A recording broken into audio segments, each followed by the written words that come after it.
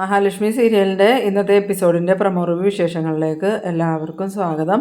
അങ്ങനെ നമ്മളുടെ ജാനമ്മ പ്രതാപനാണ് കുഞ്ഞിനെ കൊണ്ടുപോകാൻ കാരണം എന്നുള്ള സത്യങ്ങളെല്ലാം മാർക്കോയോടും അനന്തുവിനോടും കണ്ണനോടൊക്കെ തുറന്നു പറയുന്ന ഒരു എപ്പിസോഡാണ് ഇന്ന് വരാൻ പോകുന്നത്. എന്തായാലും ഈ പ്രതാപൻ ഭയങ്കര സന്തോഷത്തിലാണ്. ആ സമയത്ത് പ്രതാപൻ്റെ അമ്മ ചോദിക്കുന്നുണ്ട്, എടാ ഇനി നിന്നെ എങ്ങാനും അവർ സംശയിക്കുമെന്ന് ചോദിക്കുമ്പം അതിലെന്താ അമ്മയ്ക്ക് ഇത്ര സംശയം? അവർ 100% എന്നെയും വാമദേവനെയും പിന്നെ നമ്മളുടെ മരുമോനില്ലേ ഉണ്ണീനെയും അവനെയും സംശയിക്കും, പിന്നെ കർണമോളെയും സംശയിക്കുമെന്ന് അറിയില്ല. എന്തായാലും കർണമോള് നല്ലോണം അഭിനയിച്ച് നിൽക്കുകയാണെങ്കിൽ മോളെ ആരും സംശയിക്കില്ല. അന്നേരം പ്രതാപൻ്റെ അമ്മ പറയുന്നുണ്ട്, എടാ പോലീസ് വന്നാൽ പ്രശ്നമാവില്ല എന്ന് ചോദിക്കുമ്പം എനിക്കിപ്പോൾ പോലീസിനൊന്നും പേടിയില്ലാമേ. എന്തായാലും ആ വിശ്വനാഥനെ കൊന്ന കേസിന് ജയിലിൽ പോകണം, ആ കൂടുതൽ ഇതും കൂടെ ഇരുന്നോട്ടെ. എന്തായാലും എൻ്റെ മോൾക്ക് സന്തോഷമാവുമല്ലോ, ഞാൻ മരിച്ചാലും കുഴപ്പമില്ല, എൻ്റെ കുഞ്ഞ് സന്തോഷമായി ജീവിക്കുന്നത് എനിക്ക് കണ്ടാൽ മതി. അന്നേരം പ്രതാപൻ്റെ അമ്മ പറയുന്നുണ്ട്, നീ എന്തൊക്കെയാണോ പറയണേ? നിൻ്റെ അമ്മ ജീവിച്ചിരിക്കുമ്പം നീ മരിക്കണം എന്നാണോ പറയണേന്ന് ചോദിക്കുമ്പോൾ എനിക്കിപ്പോൾ ഇത്രയും വയസ്സൊക്കെ ആയില്ലേ അമ്മേ, പിന്നെ ഞാനിപ്പോൾ മരിച്ചാലും എന്താ കുഴപ്പം? നിനക്ക് കുഴപ്പമൊന്നുമില്ലായിരിക്കും, പക്ഷേ ഞാൻ ജീവിച്ചിരിക്കുമ്പോൾ നീ മരിക്കണത് എനിക്ക് സഹിക്കാൻ പറ്റില്ല. എടാ പ്രതാപ, ഈ മോഹിനി ഇതുവരെ വിവരങ്ങളൊന്നും അറിഞ്ഞില്ല. എടാ അവൾക്കാരും വിളിച്ചൊന്നും പറഞ്ഞില്ലല്ലോ, അതെന്തായിരിക്കും? ഇനി എല്ലാ പ്രാവശ്യത്തെയും പോലെ അവന്മാർ നിന്നെ പറ്റിക്കണതാണോടാന്ന് ചോദിക്കുമ്പം ഇല്ലമ്മേ, അവൻ പറഞ്ഞു കുഞ്ഞിനെ കൊണ്ട് പോകുന്നു. അതുമാത്രമല്ല ഞാൻ ആ ജാനമ്മയ്ക്ക് വിളിച്ചായിരുന്നു, അപ്പോൾ അവരും പറഞ്ഞത് കുഞ്ഞിനെ ഹോളിൽ കിടത്തിയിട്ടുണ്ട്, അവനോട് ഒന്ന് എടുത്തുകൊണ്ട് പോയിക്കൊള്ളാൻ. ആ സമയം തന്നെ ആ ഒട്ടുവാല് വീടിന് വെളിയിലുണ്ടായിരുന്നു. അവൻ കുഞ്ഞിനെ കൊണ്ട് കാറ് കയറി പോകുന്നെന്ന് എന്നോട് പറഞ്ഞ് എവിടെയെങ്കിലും കളഞ്ഞിട്ട് ഇങ്ങോട്ട് വരാം, ബാക്കി പൈസയും മേടിച്ചുകൊണ്ട് നാട് വിട്ട് പോകണമെന്നും പറഞ്ഞാൽ അവനിരിക്കണേന്ന്. അങ്ങനെയാണെങ്കിൽ പിന്നെ ഇവളെ വിളിച്ചാരും വിവരം പറയാത്ത എന്താടാ? നീ ഒരു പണി കരുണമോളെ വിളിച്ചൊന്ന് വിവരം ചോദിക്കാൻ. അങ്ങനെ പ്രതാപനാണെങ്കിൽ ഫോണെടുത്ത് കരുണയ്ക്ക് വിളിച്ചതും കരുണ ഫോണെടുത്തതും സന്തോഷത്തോടു കൂടി എനിക്ക് ഇപ്പോഴാച്ചാ സന്തോഷമായി എന്ന് പറയണു. ആ സമയത്ത് പ്രതാപൻ ചോദിക്കുന്നുണ്ട്, മോളപ്പോൾ സത്യങ്ങളൊക്കെ അറിഞ്ഞോ എന്ന് ചോദിക്കുമ്പോൾ ഞാൻ മാത്രമല്ല ഇവിടെ മഞ്ജുവും എൻ്റെ അമ്മായിമ്മയും എല്ലാവരും സത്യങ്ങൾ അറിഞ്ഞു. എന്നിട്ട് എന്താ മോളെ, നിൻ്റെ അമ്മ ഇതുവരെ കാര്യങ്ങളൊന്നും അറിഞ്ഞിട്ടില്ലല്ലോ എന്ന് പറഞ്ഞതും അത് വേറെ ഒന്നും അല്ലാച്ചാ, അതിന് ലക്ഷ്മിയും കണ്ണനും വരെയും സത്യങ്ങൾ അറിഞ്ഞിട്ടില്ല, ഇവിടെ ബാക്കിയുള്ളവരൊക്കെ അറിഞ്ഞിട്ടുള്ളൂ. അതെന്താ മോളെ അങ്ങനെയെന്ന് ചോദിച്ചതും വേറൊന്നും അല്ലാച്ചാ, മഹാലക്ഷ്മിയും കണ്ണേട്ടനും ഇന്ന് ഓഫീസിലേക്ക് പോയി കുഞ്ഞിനെ ലേഖയുടെ വീട്ടിലാക്കിയിട്ടാണ് പോയത്. അവിടെ നിന്നാണല്ലോ അയാൾ കുഞ്ഞിനെ എടുത്തുകൊണ്ട് പോയത്. എല്ലാവരും കുഞ്ഞിനെ അന്വേഷിച്ചുകൊണ്ട് നടക്കുക, ഇതുവരെയും കുഞ്ഞിനെക്കുറിച്ച് ഒരു വിവരവും കിട്ടിയിട്ടില്ല. പക്ഷേ കണ്ണേട്ടനോടും മഹാലക്ഷ്മിയോടും ഇതുവരെയും സത്യങ്ങൾ ആരും പറഞ്ഞിട്ടില്ല എന്ന്. അത് കേട്ടതും പ്രതാപം പറയുന്നുണ്ട്, വെറുതെ ആ മോഹിനി ഇതിയുടെ സന്തോഷത്തോടുകൂടി ആടിപ്പാടി നടക്കണേന്ന്. അന്നേരം കരുണ പറയുന്നുണ്ട്, കുറച്ച് സമയം കഴിഞ്ഞാൽ സത്യങ്ങളെല്ലാവരും അറിയും, അതോടുകൂടി അമ്മയുടെ സന്തോഷമൊക്കെ മാറിക്കോളൂ അച്ഛാ. എന്തായാലും ഞാൻ ഒരുപാട് ആഗ്രഹിച്ച മുഹൂർത്തം ഇത്, എനിക്ക് ഒരിക്കലെങ്കിലും അവരുടെ മുന്നിൽ ജയിക്കണം എന്നുണ്ടായിരുന്നു. അച്ഛനായിട്ട് എനിക്ക് സാധിച്ചു തന്നല്ലോ, എനിക്ക് ഇതിലും വലിയ സന്തോഷം ഇനി ജീവിതത്തിൽ ഉണ്ടാവാനില്ല എന്ന്. ആ സമയത്ത് പ്രധാനം പറയുന്നുണ്ട്, മോൾ എന്തായാലും ഫോൺ വെച്ചോ, ഇനി മോളും ഞാനും സംസാരിക്കുന്നത് ആരെങ്കിലും കേട്ടുകൊണ്ട് വന്നിട്ട് പ്രശ്നമാവണ്ട.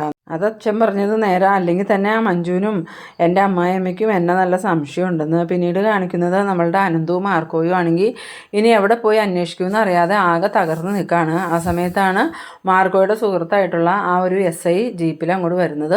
മാർക്കോയെ കണ്ടതും SI പോലീസുകാരോട് പറയുന്നുണ്ട്, മാർക്കോയല്ലേ നിൽക്കണേ, അവനെന്താ ഇവിടെ വന്ന് നിൽക്കണേ, എന്തായാലും നിങ്ങൾ വണ്ടി നിർത്തിക്കേ, നമുക്ക് അവനോട് വിവരം ചോദിക്കാമെന്നും പറഞ്ഞ് പോലീസുകാരൻ വണ്ടി നിർത്തിയതും SI ജീപ്പിൽ നിന്ന് ഇറങ്ങി വന്നിട്ട് മാർക്കോയുടെ അടുത്ത് ചോദിക്കുന്നുണ്ട്, നീ എന്താടാ മാർക്കോ ഇവിടെ നിൽക്കണേന്ന് വെച്ചതും അത് സാറേ ഒരു പ്രശ്നമുണ്ടെന്ന് പറയണു. അന്നേരം ഈ SI പറയുന്നുണ്ട്, എന്ത് പ്രശ്നമാടാ, എന്താണെങ്കിലും എന്നോട് പറയാമെന്ന് പറഞ്ഞതും അനന്ത് പറയുന്നുണ്ട്, അത് വേറെ ഒന്നുമല്ല, രാവിലെ മുതൽ കണ്ണൻ്റെ കുഞ്ഞിനെ കാണാനില്ല എന്ന്. ആ സമയം SI ചോദിക്കുന്നുണ്ട്, എന്ത്, അതൊരു കുഞ്ഞു കൊച്ചല്ലേ, അതിനെ കാണാണ്ടായി എങ്ങനെയാണെന്ന് ചോദിച്ചതും രാവിലെ ലേഖ മോൾക്ക് ഭക്ഷണമൊക്കെ കൊടുത്ത് മോളെ ഉറക്കി ഹോളിൽ തൊട്ടി കിടത്തിയായിരുന്നത്, അവിടെ നിന്ന് ആരോ എടുത്തുകൊണ്ട് പോയി, ആരാന്നൊന്നും അറിയില്ല, ഞങ്ങൾ അപ്പം മുതൽ കുഞ്ഞിനെ അന്വേഷിച്ച് നടക്കുക, ഇത്രയും നേരം അന്വേഷിച്ചിട്ട് ഞങ്ങൾക്ക് കുഞ്ഞിനെക്കുറിച്ച് ഒരു വിവരവും കിട്ടിയില്ല എന്ന്. അന്നേരം SI പറയുന്നുണ്ട്, നിങ്ങൾ ടെൻഷൻ അടിക്കുകയൊന്നും വേണ്ട, എന്തായാലും ഞങ്ങളും കൂടി ഒന്ന് അന്വേഷിച്ച് നോക്കാം, നിങ്ങൾ സമാധാനമായിട്ട് പോയിക്കോ, ഞങ്ങൾ പോയി അന്വേഷിച്ചിട്ട് എന്തെങ്കിലും വിവരം കിട്ടുവാണെങ്കിൽ വിളിച്ച് പറയാമെന്നും പറഞ്ഞ് SI പോകുന്നുണ്ട്.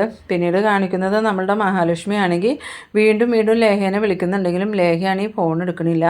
ലേഖ ഫോൺ എടുക്കാണ്ടായപ്പോൾ ജാനമ്മേനെ വിളിക്കുന്നുണ്ട്, പക്ഷേ ജാനമ്മയും ഫോൺ എടുക്കാണ്ടാവുമ്പോൾ മഹാലക്ഷ്മിക്കാണെങ്കിൽ ആകെ പേടിയാവുന്നുണ്ട്.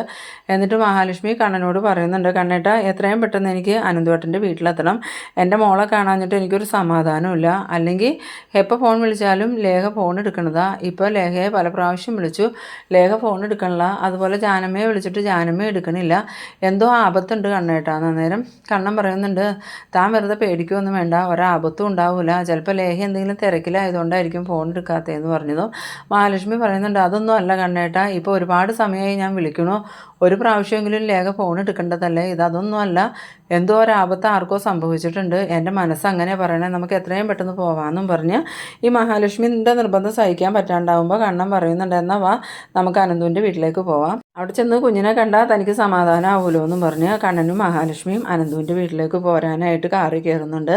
പിന്നീട് കാണിക്കുന്നത് നമ്മളുടെ മഞ്ജുവും ദുർഗയാണെങ്കിൽ ആകെ ടെൻഷനായിട്ട് നിൽക്കുകയാണ്.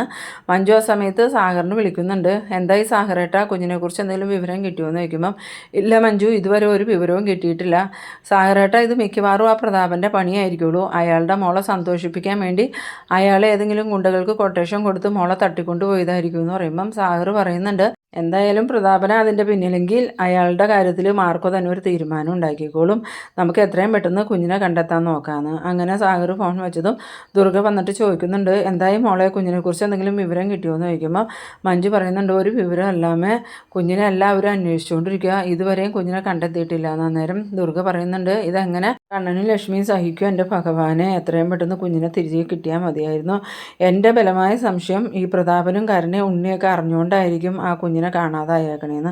അന്നേരം മഞ്ജു പറയുന്നുണ്ട്, ആ കാര്യത്തിൽ അമ്മയ്ക്ക് സംശയമൊന്നും വേണ്ട, എന്തായാലും ഇതറിഞ്ഞതിന് ശേഷം കരുണയുടെ മുഖത്തൊരു പ്രത്യേക സന്തോഷം കാണുന്നുണ്ടെന്ന്. അന്നേരം ദുർഗ പറയുന്നുണ്ട്, ഞാനും അത് ശ്രദ്ധിച്ചു മോളെ, അവൾ നല്ല സന്തോഷത്തിലാണ് ഇപ്പോഴെന്ന്. പിന്നീട് കാണിക്കുന്നത് നമ്മളുടെ മഹാലക്ഷ്മിയുടെയും കണ്ണൻ്റെയും കാറ് അനന്തുവിൻ്റെ വീട്ടിലേക്ക് വരുന്നുണ്ട്. ആ സമയത്ത് കാറിൻ്റെ ഒച്ച കേട്ട് പുറത്തേക്ക് നോക്കണ ലേഖ കാണുന്നത് കണ്ണനും മഹിയും കാറിൽ നിന്ന് ഇറങ്ങി വരുന്നതാണ്.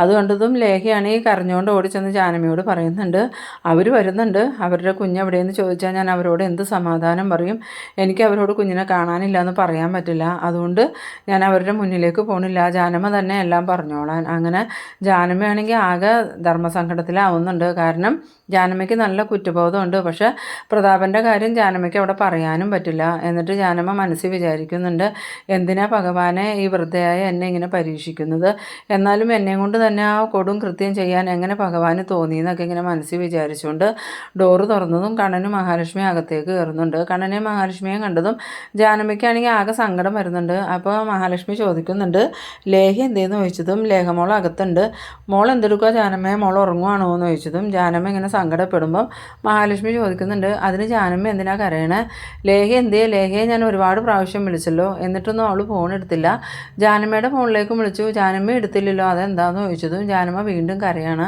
അന്നേരം കണ്ണൻ ചോദിക്കുന്നുണ്ട്, ഇത് ചോദിച്ചതിന് ജാനമ്മ എന്തിനാ കരയണേ ജാനമ്മയെന്ന് ചോദിച്ചതും ജാനമ്മ ഉറക്കെ കരയുന്നുണ്ട്. അത് കണ്ടതും കണ്ണനും മഹാലക്ഷ്മി ആകെ വല്ലാണ്ടാവുന്നുണ്ട്. എന്നിട്ട് ജാനമ്മ പറയുന്നുണ്ട്, സാറിൻ്റെ കുഞ്ഞിനെ ഇവിടെ കാണാനില്ലെന്ന്. അത് കേട്ടതും കണ്ണൻ ചോദിക്കുന്നുണ്ട്, എന്താ ജാനമ്മ ഈ പറയണേ, മോളെ കാണാനില്ലെന്നോ, മോള് പിന്നെ എങ്ങോട്ട് പോയി എന്ന് ചോദിച്ചതും അതൊന്നും ഞങ്ങൾക്ക് അറിയില്ല സാറേ, ലേഹമോള് കുളിക്കാൻ കയറിയപ്പോൾ കുഞ്ഞിനെ ഹോളിൽ തൊട്ടി കിടത്തിയിട്ടാണ് പോയത്, എന്നെ നോക്കാനും ഏൽപ്പിച്ചായിരുന്നു, ഞാൻ പെട്ടെന്ന് കുഞ്ഞിനുള്ള പാലെടുത്ത് വയ്ക്കാമെന്ന് കരുതി അടുക്കളയിലേക്ക് പോയ സമയത്ത് ആരോ വന്ന് കുഞ്ഞിനെ എടുത്തുകൊണ്ട് പോയിന്ന്.